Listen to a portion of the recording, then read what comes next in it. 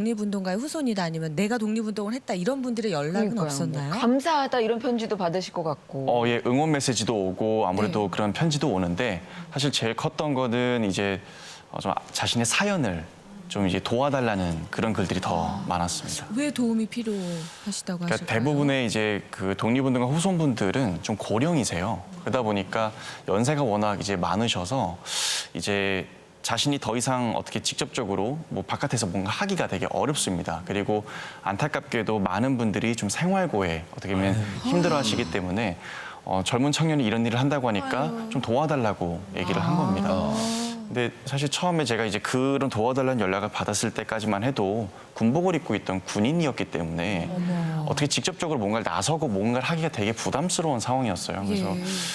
처음에 좀 외면을 했죠. 내가 도울 수 없는 일이다. 근데 계속 마음이 좀 걸리더라고요. 자꾸만 마음이 쓰이고 잠도 안 오고.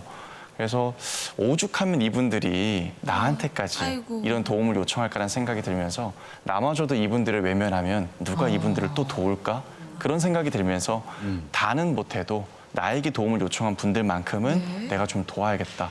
그런 마음으로 그들을 찾아가고 이야기를 나누면서 또 이렇게 시작하게 되었습니다.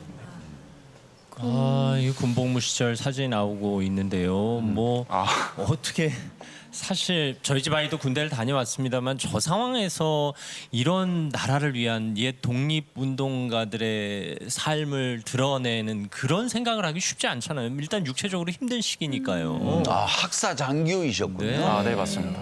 아하.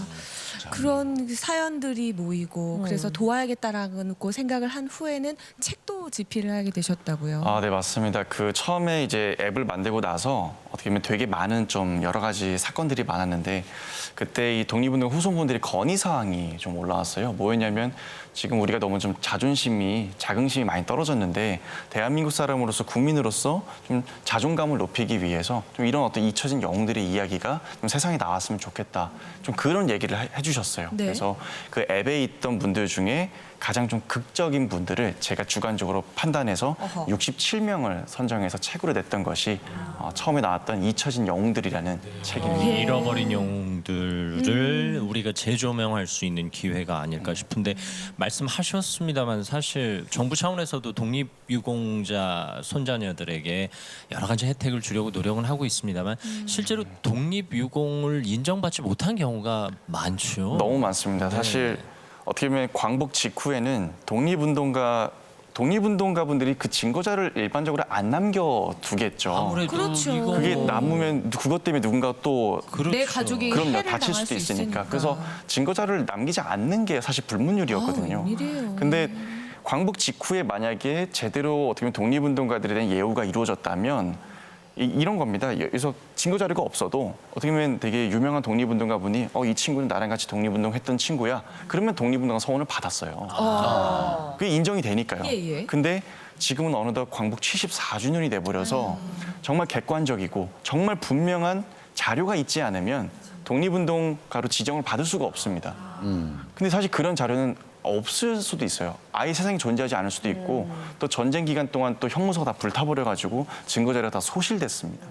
그러니까 이제 찾을 수가 없는 거죠.